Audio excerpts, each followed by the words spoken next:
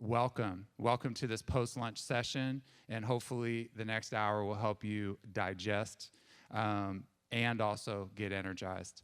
We want to start with a little thought from one of our educational sages, Margaret Wheatley. Living systems contain their own solutions. Somewhere in the system are people already practicing a solution that others think is impossible. Or they possess information that could help many others. Or they defy stereotypes and have the very capabilities we need. And if we could summarize what the next hour is going to be about, it's really going to be about that. How do we as individuals go back to our organizations, our systems, to help uncover good ideas and make them spread? All right, so here it is in big red ink, how good ideas spread. The shortened URL there is the session resources, if you want to follow along from your own device, and or for later reference. Creating cultures of shared knowledge. I'm Katy Foster. I'm an assistant principal in Marin County at Redwood High School in Larkspur, California. 2 or 3 years ago, I did a master's degree in curriculum technology and education reform. It was actually a little bit longer than that now. And that's kind of what dragged me into the ed tech world. Yeah. So this is our driving question today. How do you go from individual pockets of excellence to a community of practice? And I've been a department chair in my social studies department, an assistant principal, reform leader in a whatever. And it was the 3 years, really just 2 of them, that Eric and I and our principal and our coach worked together that we I really learned so much about leadership. And that's what we're going to do here today, is talk about how we can take responsibility to go from these little pockets of excellence. So you all are probably those pockets in your school. What do we do to grow those as leaders? We're going to talk about sort of our definition of leadership. And our hope today is to be able to get that conversation going in this space. We're certainly honored to be up here on stage. I feel like I'm at a staff meeting, like me on stage, staff down, and only hands raised. I'm kidding. That was all a joke. We're obviously much more used to presenting in slightly more intimate spaces, but we'll make this work. So part of what we want for this hour is to get past awkward. If there's 2 people that are feeling the most awkward, it's right up here on stage. Hello, Exhibit A and B. So if you're in a little neighborhood or a little cluster, we're going to ask that we do some talking and interacting with each other, some shouting up to the stage, some back and forth. That's our goal. So we're going to just take 2 minutes right now, talk with whoever. If you're not sitting next to somebody, move close to somebody. What song, movie, or book best describes your attitude about leadership right at this moment? We got some examples. I mean, maybe this is kind of sort of where you're at, or maybe this is. I don't know. This is me, and I feel like Rocky, but I feel more like the Rocky in the meat locker punching the slabs of beef. Yeah. And I don't know what kid that grew up in the 70s doesn't love Darth Vader. I mean, honestly, don't know. Not me. Okay, so a couple minutes to talk about that with a neighbor, and we'll kind of get some share outs. 2 minutes. Here we go.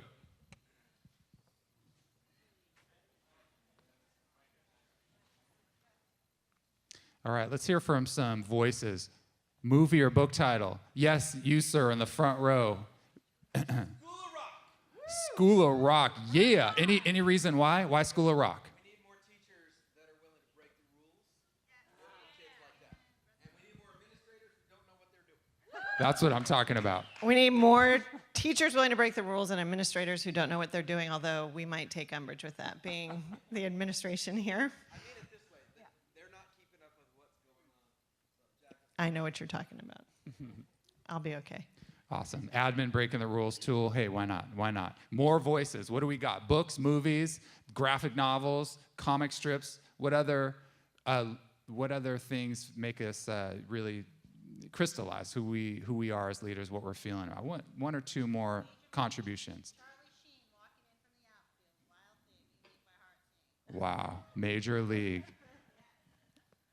Is that your walk-up song at your staff meetings? Huh? Wild Thing? I love that. What else? We got one more contribution, one more thought. This is good. We got some good stuff going on. Yeah? Yes.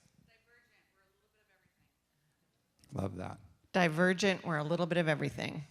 Love it. Thank you for sharing all that. We appreciate it. And that's a leadership tip. When we came into a meeting that we knew was going to be difficult, we always had a moment for people to decompress and think about where they are now. And so this sort of gives them a moment. It gives everybody in the room time to talk because they're talking with a pair.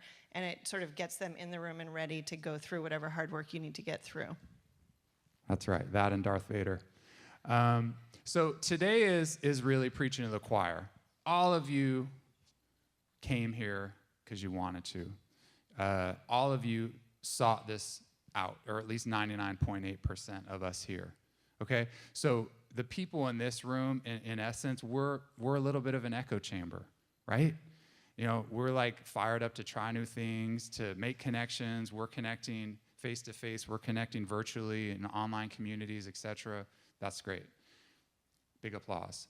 But really, what's the real work? What's our biggest task? It's not continuing to talk to each other. Our biggest task is what we do when we get back to schools and we confront this. I don't know if you remember her. That was the Michaela is not impressed.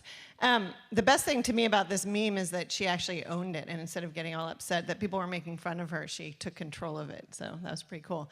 But yeah, when we go back and we encounter this, how do we lead through this in order to get to positive change? Bam. All right. So there you go. So we're just going to... So Maureen Dowd was interviewing the starters of Twitter, and this is a quote from the article that she wrote about. I would rather be tied up to stakes in the Kalahari Desert, have honey poured over me, and red ants eat out my eyes than open a Twitter account. Is there anything you can say to change my mind? She said that April 21st, 2009. Of course, she was probably, a little extreme. Drum roll, please. And now, she's up to over 103,000 followers. So the point we're trying to make is people can change, and no, is that Peter Covey, no is the start to yes, right? So however many blocks people throw up in front of you, we can still work with them and get them to change. So one quick little story about the two of us up here on stage. For those 3 years that we worked together, side by side, talking every single day about students, about our staff, moving our school forward. Katy came in already as a connected educator, active on Twitter, blogging, etc. Eric, none of it. Okay? And I consider myself to be a progressive thinker and open-minded. He went to Santa Cruz. Santa Cruz, thank you very much. Grew up in Berkeley. If we were right now in the woods, circled up, I would be honestly, feeling right at home. So, but the thing is that when Katy would share with me something off of Twitter, or I remember even her showing me, well, here's TweetDeck, and here's how you can kind of, make sense out of the storm of tweets that are happening at any one time. To me, what was my reaction?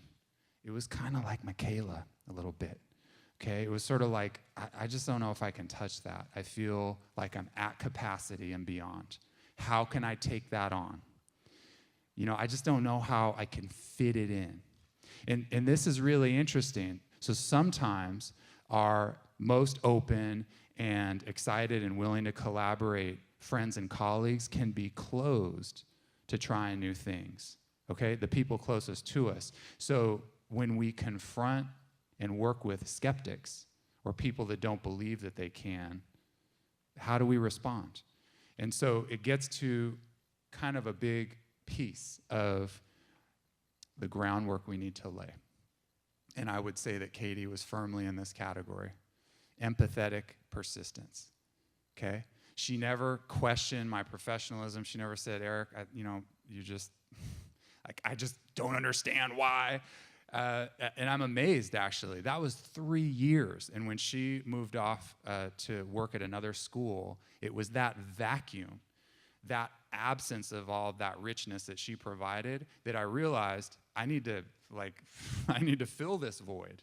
I need to kind of join in, not just for myself, but for our school, there was a very strong Luddite community in that school, a very anti-getting connected kind of mentality. And I said, I need to pick up the flag.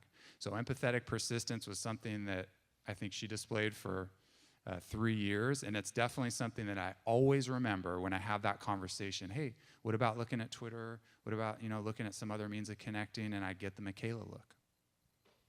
And now he's a Twitter, like, way above me. One of our favorite edu crushes is George Couros. I hope you all follow him. If you don't, do. His blog is The Principle of Change, and he also has a conglomerate or an amalgamation blog called Connected Principles.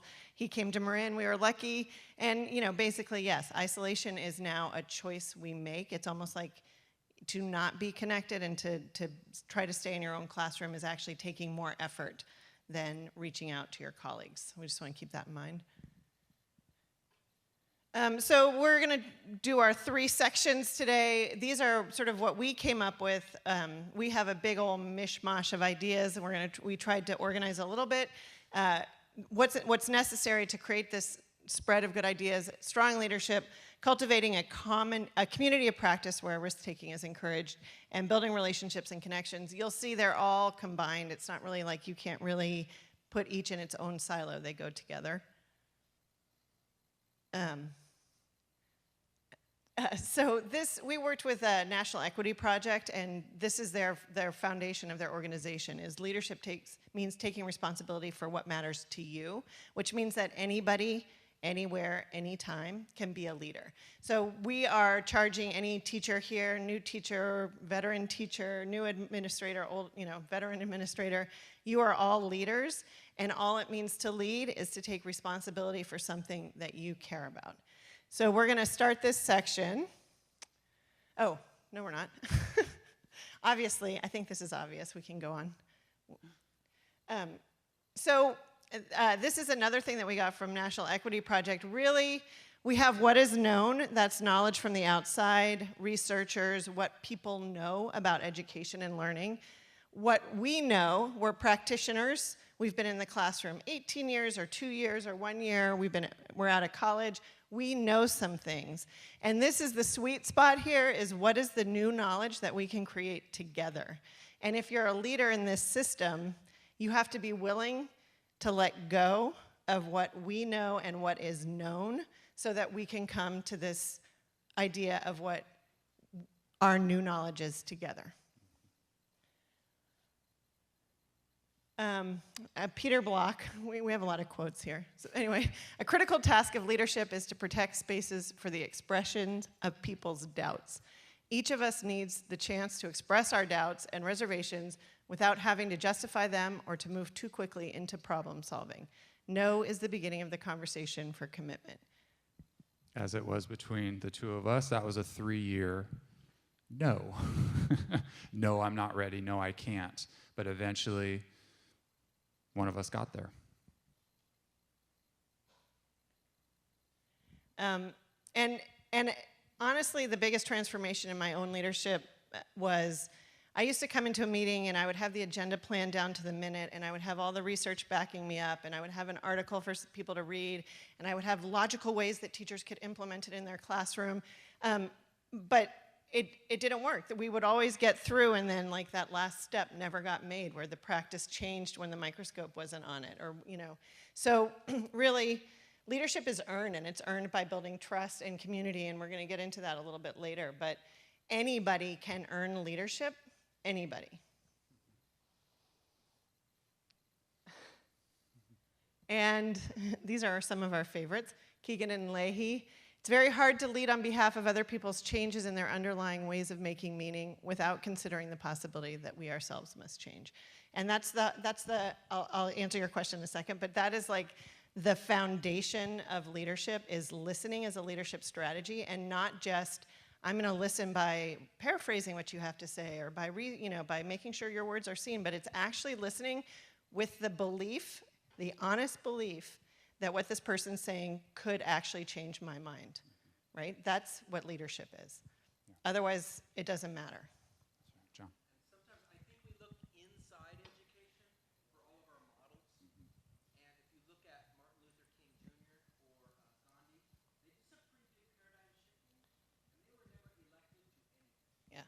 Did everybody hear that? So sometimes we're prone to just looking inside education for models when we can look at, for example, Martin Luther King or Gandhi, who did paradigm shifting without actually being elected to anything. Wonderful point. Yeah, no committees. Another guru in this realm of leadership is Daniel Goleman. You might know him from emotional intelligence individually, but he also has a book called Primal Leadership. He talks about, as a leader, how do you get into the emotional gut of somebody who you're trying to get to do something different. And so it comes with all of these things. You need to understand the emotions, you need to perceive them, you need to help manage them, and you need to use them. And it's not just in people you're working with, it is your own emotions as well, right? So you're an emotionally intelligent leader. You can manage your own emotions, you can use them, but you can also help other people manage theirs.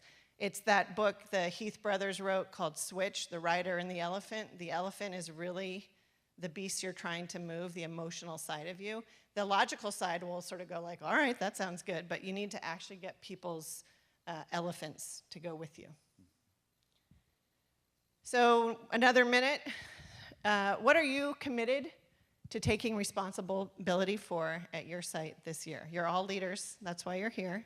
So take a minute, and saying it out loud might help you keep that commitment. Okay, moving into it, we do want to have some time at the end. Our goal is to have time at the end so that we can do some more interaction and actually get feedback from all of you But on first, our presentation. Finish your ideas. Think of whatever you just said to your partner. Think of one word that represents it. One word that represents what you just committed to. Everybody have one word? On the count of 3, we're all going to yell it out. And I mean yell it. We're in a big theater. We need to fill it with noise. 1. Everybody got a word? 2. 3. No worksheets. No worksheets. That's 2, but that's okay. We'll take it. Unbelievable. They're breaking the rules. I've never, ever seen teachers do that before. Never. Admin never does that either, ever. Okay, so part 2. Yes, Ronnie, please. I love that you brought up the resource by Daniel Goleman, that book. I'm wondering if you guys, have you had a chance to concretely use some of the techniques that he's talking about in that book and see that it has helped? Yes. Yeah, we're going to give you an Yes. example. And we're going from a little bit more kind of ethereal to a few more sort of tangible examples. So cultivating a community of practice, I think we've probably seen this quote before, culture eats strategy for breakfast. You lay it all out. Man, we've got the perfect meeting planned. Oh, it's going to go this way. And then, it's a smoking crater of dissonance. Why? Oh my gosh, what happened? So we want to think logically. We want to think like the writer. But we're not paying attention to the elephant, that 10,000-pound elephant, our internal emotional drivers, when we're simply focusing on more of those technical elements, our strategy, if you will. So one thinker that we really love, Steve Zweibeck, talks about above and below the green line. This is it's just a real simple visual. If we in our leadership capacities, and again, we're not just talking site admin or district level, but we're talking about teachers on special assignment or teacher leads, department chairs, or informal leaders, inside and out of education, parent leaders, student leaders. If all we're focused on are the structures, the strategies, if we only do this, if this should fix that. Okay, if that's all we do, we're missing the opportunity to dig down below, where all of a sudden we're starting to build relationships and mutual identity and purpose. Mutual identity and purpose, okay? Anyway. I just want to give a good example of that is Tom Schimmer, who talks about standards-based grading, right? And anybody can implement. You can throw out a student information system that's based on standards. You can throw out a standards template that people can check off. But unless you change the attitude within the classroom, the individual classroom, the pedagogy that happens, you're not going to get standards-based practice. You'll get it on above the green line. You'll get all those technical boxes checked off. but you won't have the real meaningful shift in the classroom. Yeah. So basically, is your organization, the group of people you're working with, doing things in a rote fashion? Or are you doing those things based on a shared belief system? That's the question. That's the question. Okay, so John. Well, I'm just going to add on to that a little bit. Really big gap. It's a vibe. You're trying to change the vibe, not the boxes. Tweet I that. think we could Tweet get that. a third microphone up here. We You know, do. Come on. So No, I'm saying it's that's good. exactly That's what right. I'm saying. That's what I'm talking about. We wanted to throw the lavalier out into the audience. So we talked to recently this week. We talked to an ed tech coach down at Huntington Beach. 16,000 students, 600 teachers. So Chris Long's on teacher on special assignment this year. Basically, what we asked Chris, as you will see, is give us a toolkit. Talk to us about what it is that you do when you're working across your system to see good ideas take root. So we wanted to hear from the horse's mouth rather than just the two of us. So Chris, I'm going to start with a question for you. One of the things that caught my eye on Twitter was when you said aim for the heart, not for the tech. And I was wondering if you could talk us through what that means in working with people who might be skeptical or fearful or tentative about implementing new practices. Yeah, so kind of what I meant by that is I think what happens a lot with technology is we're trying to push the technology just for technology's sake. So here's an iPad, we want you to use it. We're going to get you a class set of iPads. Here's a Chromebook. We're going to get you a class set of Chromebooks. Here's an LMS. We want you to use it. And we leave out the why. And I think we always really need to go back and look at really what our I always go back and I look for district mission statement, and I know sometimes that those are politically worded or whatnot, but if you look at that and then you had to ask yourself, well, what's my mission? What's my personal mission here? And if you go back to the heart of like why most teachers are doing what they're doing, I think it's interesting, and you even challenge teachers to, hey, what if you had to write a professional mission statement? What is your mission going to be? What are you all about? And I think, by and large, I think most teachers, from what I've seen, they're there for kids. They want students to be lifelong learners, and I think we're all there for pretty much the same reason. So if you can start with that reason and then show how technology might empower you or amplify your ability to achieve that, I think that's really powerful. It's a tremendous conversation. Just an 11-minute little episode of a little kind of video cast we do called Wired Inspired. It's got an accompanying blog post where he gets deeper into it. But think about that. Rather than me coming and telling you, hey, here are all the skills that I'm going to basically just sort of teach you because I know how to use this or that. It's what are you all about? What are you about? And how can I help you express that? What can I learn from you? What can you teach me? So it's really, I think, a radical shift on our perception of what it means to be a coach and a leader. So growing means disrupting what we know. In part, it means disrupting structures that we're so familiar with in terms of the archetype of school. It was back in the early 70s. I think it was Dan Lordy that did a big research study on this apprenticeship paradigm for educators. We've been in the system from the time we were 4 or 5 years old up until we were 18, and then we come into the system. Are we really equipped to disrupt these structures? Are we questioning them? Or are we simply recycling them? Okay, so that's a big challenge for all of us. And it gets to this great piece. I think maybe we've seen it before. Every system is perfectly designed to get the result it gets. And so what we want to say is then, so in spirit with what this session is all about, what is the system that you have in place to nurture relationships, to help good ideas get surfaced and spread, to help disagreement become something that's a safe, normal, natural process by which you and your organization get better and smarter and closer? What system do you have in place? Okay? And if the system is staff development, is admin standing up here talking, teachers maybe, being interested in it or not, then you're going to have to look at what that system is producing if you're interested in change.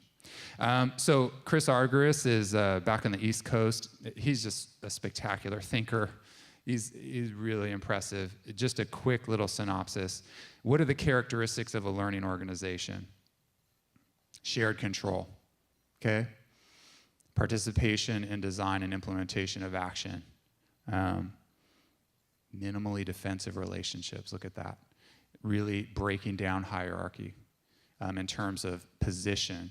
And even classroom to classroom, because some of the greatest tensions at a school site can be between teachers. How many of us have worked with a colleague for 10, 15, 20 years, and we don't necessarily talk to them that much?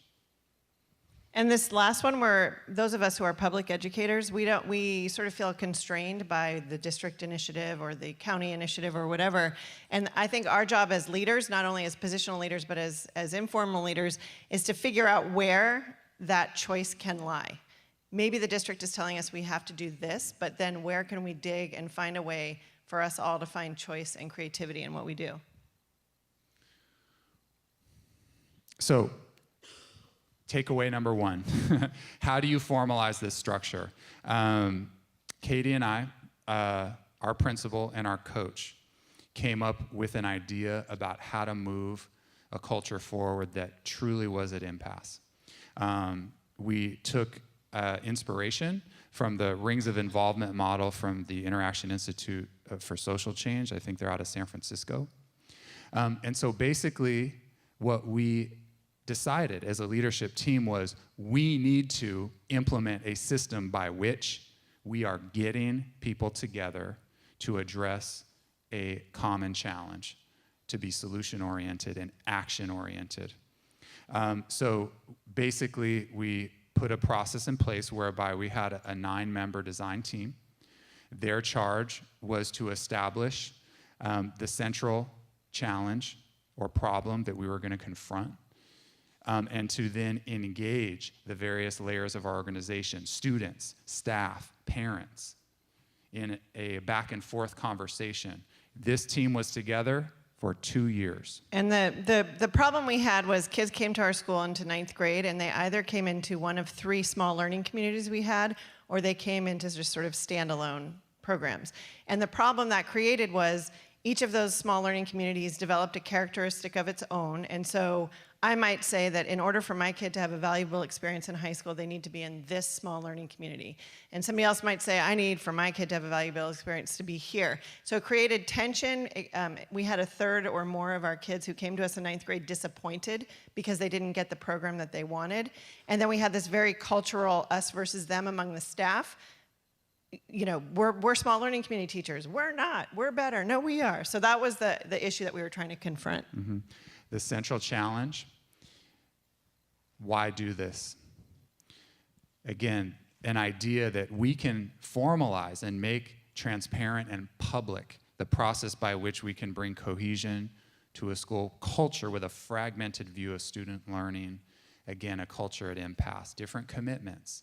Again, it's not that divergence isn't rich and meaningful. Each of us as individuals have unique things to offer, but all of us, if we belong to a school, must have a bigger mutual purpose, and we had lost that thread. Lastly, this was the bus we built, and full disclosure that no, the people in this group weren't all buddy-buddy. There are some, and I know that some people on that team felt this way about me and Katy. Not necessarily a high degree of trust, not necessarily a high degree of sometimes even mutual respect. But our commitment to each other was to be a team, to represent our school, to be solution-oriented, and to be open to outcome together. And this team was together for 2 years to do that. And lastly, getting down below the green line. addressing the elephant and not the rider. This is what we asked people first. We didn't ask them, hey, staff, what process should we undertake? And what should the timelines be? And how should we fill in the chart? How should we fill it in? No, we didn't ask that. We said, what's it gonna take for all 65 of you to trust the 9 of us? To do this work, to share with you, to be partners in looking ahead rather than look back. Think about that. And if you're a classroom teacher, think about that question for your kids. As schools, we should think about that with our parents. The opportunity to get together, get in front of a whiteboard, Post-its, whatever. Circle up, have conversation, make meaning together. That's that third box that Katy was addressing and how we create knowledge. Okay? Yeah, we looked outside of our school. We looked outside of education. We looked at some research. We had our own experiences, but we were committed to creating something new, something unique. And lastly, for this sense of true ownership, and I think this is what inquiry-based learning is all about, right? We have to see our own fingerprints on the product to know that we were a part of it, okay? To own it. Even if we disagree with all or part of it, we know we had a chance to contribute. Okay? Again, getting beyond this idea of agreement into, I think, a deeper realm of commitment. And the question was about sort of other practical uses. So one thing that we learned was using posters and poster charts is actually very valuable in a meeting because they act as an artifact from that meeting, and then you can bring them up and people can see, people remember that was that one that had the green on top or whatever. So we're all used to using Google Docs, but that could be another way to engage people. We also, our staff meetings, at the very end of each one, we had every staff member write a reflection, and one of the questions was, any other thoughts? And then the teacher leaders would stand up at the beginning of the next, we would use that feedback, obviously, to plan the next one, but we would stand up and each of us would read a quote that somebody had written to us. And if it said, Eric stood up there and tweeted on his phone the entire meeting, and I felt like he was really not engaged, he would stand up and say that out loud. So we're acknowledging that we're not perfect, we make mistakes, and we would acknowledge it out loud in front of the whole staff. And that was a way to get us, to be vulnerable in front of them, to show that we're not looking to get you. That's right. Also, too, that we're not looking just for the nice, smiley answers. Sharing comments, that was poorly facilitated, you're not respecting our voice. Then fascinatingly, the opposite kind of comment, that was a wonderful experience, that was powerful. Moving outside of education, I'm glad John brought it up. This idea that Intel has developed of disagree and commit. It's not about this expectation of agreement. We're too complicated as individuals to have that be the bar. It's commitment. And the process gets us to commitment. And how you formalize in the public space what that process is will determine if it has a chance or not. So we're going to get into a little bit about the relationships and commitment. So describe a person you would turn down a different hallway to avoid. So you're walking down the hallway at school and you see someone out of their classroom and you're like, whoop, I'm going to go this way so I don't have to talk to that person right now. Think about that for a sec. Talk with your partner. Let's go. So I had this person, she was in the department I worked with, she was social studies, and literally would try to avoid her at all costs. And finally, I just asked her, I sat down with her one day, and I said, I see you in the meetings rolling your eyes. You're somebody who I look up to. I go into your classroom, the students are engaged. You're so interested in, you protect the unprotected in your classroom. You're so interested in what is it about what's going on that you don't like. And that turned into an hour-long discussion of just us, and by the end we were hugging it out. And I still sometimes on a bad day got up and walked down the other hallway because I didn't want to see her. But from that meeting in my office, we built a relationship that led to her actually not rolling her eyes all the time. You know what I mean? So it's it's those little wins. And that's the hardest part about this is it takes time. We want to do things like yesterday. Because we see these kids in our classroom and we know it's urgent for them, but you can't mandate that. It doesn't come quickly. So this is another Twitter person that we found, Robin. She's a coach in Canada. And she asked this great question: how might I be ignoring their ideas and knowledge and preference to my own? Again, back to how do we come at leadership with an open mindset? This is one of my favorite articles ever written. Do you know Atul Gawande? He's a doctor. He writes a lot about ideas. This is a New Yorker article. We have a link in the presentation called Slow Ideas. And he talks about why the idea of antiseptic was a lot slower to be adopted than anesthetic. And his theory is, if you're screaming in pain on the operating table and trying to move your leg as the doctor's trying to operate, it makes it a lot harder for the doctor. So it was in the doctor's interest to calm you with this anesthetic. So it spread really quickly. And contrarily, knowing that cholera could be cured with certain kinds of techniques of like even hand washing and water boiling took over 20 years to catch on. So in the article, I was going to put it up there, but it's way too small, so I have it here. He's talking about a woman who finally started boiling her water and started helping to stop the spread of cholera in her village. And he says, why did you listen to her? Of a nurse who came. That what he gets down to is the idea is it's a one-on-one relationship that changed people's minds. Why did you listen to her, I asked. She had only a fraction of your experience because she was going into a hospital. In the beginning, she didn't, the nurse admitted. The first day she came, I felt the workload on my head was increasing. From the second time, however, the nurse began feeling better about the visits. She even began looking forward to them. Why? I asked. All the nurse could think to say was, she was nice. She was nice. She smiled a lot. That was it. It wasn't like talking to someone who was trying to find mistakes, she said. It was like talking to a friend. I urge you to read the whole article, but that's sort of what it gets, at the very basis, it gets to what are those one-on-one relationships that you're creating as a leader at your site that's going to lead to change. Not looking for the mistakes, but how you can build on strengths. Pernille Rip, probably familiar to a lot of us, middle school teacher, global read aloud creator, beautiful writer, and somebody that's empowered her students to discover and express their own voice through their own blogs, etc. I think she just says it so well.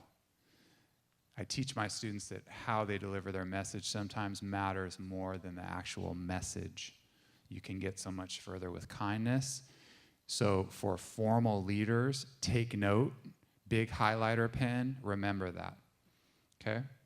And anybody else with any type of influence or authority, if you're the 25-year teacher on your campus and you have some strong ideas and some good ideas, it's how we talk to each other. How we talk to each other that makes so much of a difference. Because the minute we start feeling disrespected, I mean, you could ask my 7-year-old. She can tell me, actually, Dad, you didn't need to yell at me for me to know that that's what I should do. You're right. I am ignorant. I myself am like a 5-year-old. Thank you. Thank you for that. So a couple more friends that we want to share. Because their work has influenced us. We've never actually met these two gentlemen. Some of you have. David Theriault on the left, Sean Zebarth on the right. So another takeaway, another formal structure, another technical piece, okay, with a cultural underpinning of how good ideas spread. These guys work down at Fountain Valley High School in Huntington Beach, 3,500 kids. It's the same district where our coach friend Chris Long is ed tech teacher on special assignment. They have a teacher-run, teacher-driven learning rounds community that they have built. Classroom visitations centered around questions, centered around what they're curious about discovering, a supportive network. They meet at lunch. They talk about teaching and learning. They're coaches for each other. And guess how many administrators are a part of that team? That's exactly right. And that is so hard because we are teachers first, right? It is so hard for us to take ourselves out of the equation, but we sometimes have to. The point being that in that sense, I have the utmost regard and respect for the formal leadership at their school and in their district, because they know that this is an incredible idea mill. This is the elephant at work. We don't need to jump in there to control it, to be the master of ceremonies. We need to know when to step away. I highly recommend following them. They're wonderful, great people. And David's blog is like the gold standard of blogs. It's called The Readiness is All. The Readiness is All. The Readiness is All. And then another dramatically radical question, right?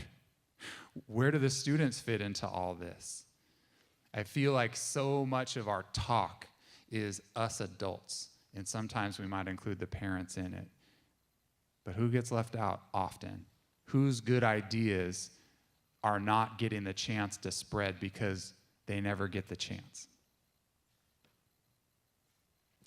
Ran a session last weekend at Google Summit on telling your school's story.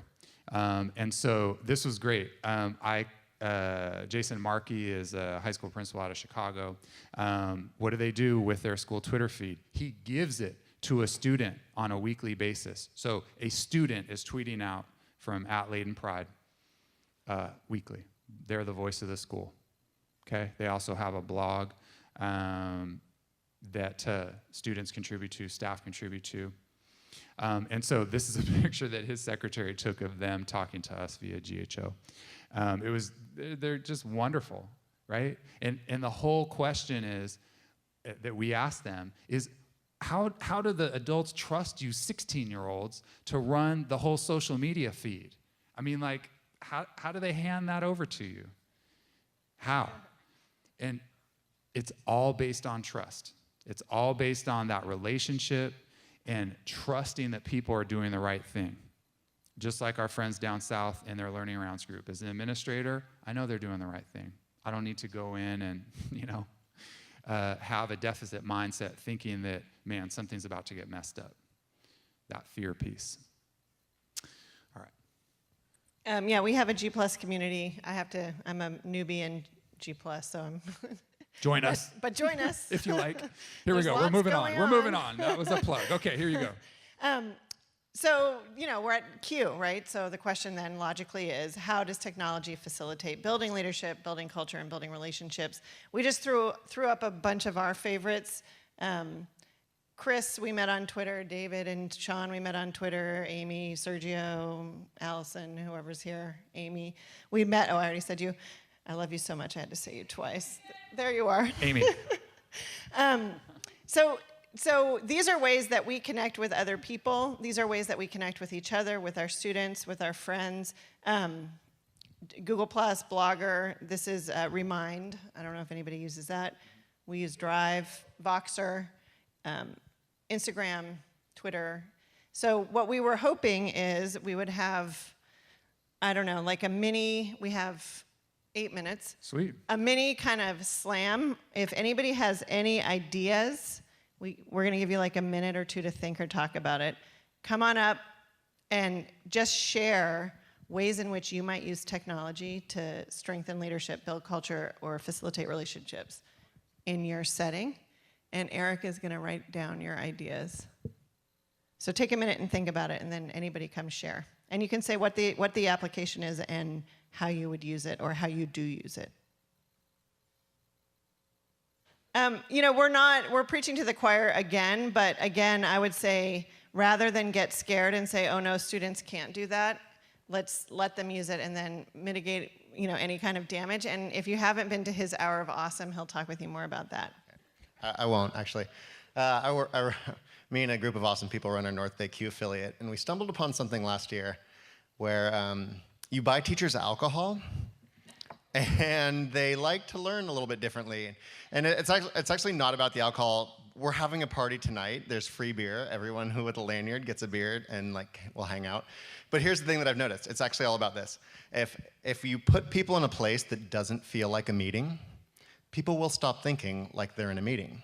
So it's not about the alcohol at all. It's just putting them in a situation, but then doing the exact same things. Maybe we're talking about sharing ideas around innovation in your classroom or whatever, but because we're not at a county office or after school together and there's food and beer, people learn great. So try to leverage that fun part. And if you're a part of a Q or you get a part, like Q affiliates have a little bit of money to throw parties, and we do them all the time in the North Bay area. They're super fun. So booze equals learning. Yeah. No, alcohol.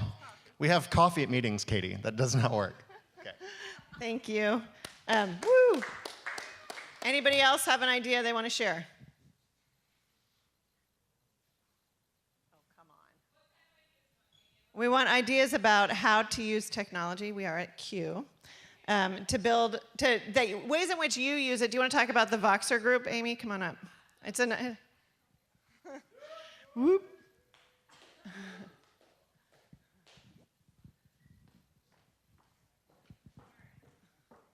So Voxer and Remind are two tools that a lot of us in here, I'm sure, already use, but we did an admin session earlier, and some people didn't know what Voxer was. So it's basically a group chat, but you can do pictures and text, and the best part is voices.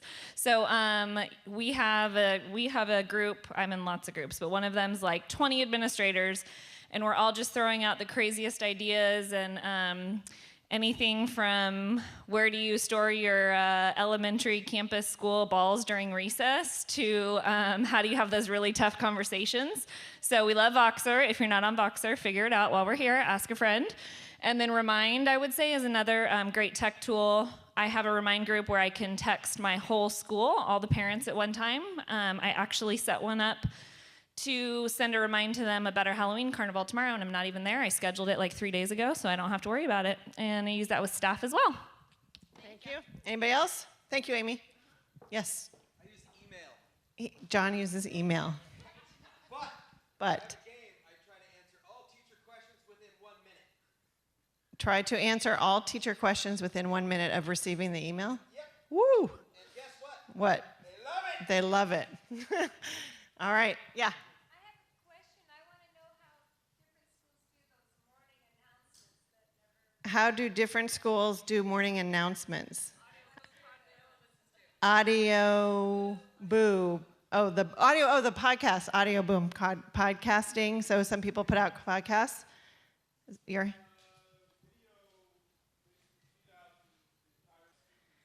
Students make a video that goes out to the teachers. Oh, it's live. There's also, I mean, if you don't know how to make like a 15-second video, you should learn that. That should be your goal for this 2 days because you could make it yourself quite easily. You could do a screenshot. I just had to teach some teachers how to do something for WASC, which was like the stupid thing, but they had to learn how to do it. So you make a screencast and send it out, then you don't have to spend your meeting time doing that. You can do other cool things. So here's our, we got to wrap it up. Here's our feedback. W, big S, big Q, big 4, little o, big 6. Did anybody see that? LA Stories. So this feedback form is something that is asking for your warm and cool feedback on today's session in terms of the ideas and facilitation, but it's also a way for us to realize one of our goals for being here, which is to build our network selfishly, but also to help us build it here in the room. So if you are on Twitter, we're asking for your handle. If you yourself are blogging, we want to get that URL so that we can add it to these session resources. And we'll put that as part of them, and we'll tweet it out and add it to the link that you saw before. Katie and I are tremendously honored that you guys chose to spend even 5 minutes with us. There are so many amazing people and thoughts and ideas happening here. To make that choice to be with us here is humbling. Thank you. Thank you.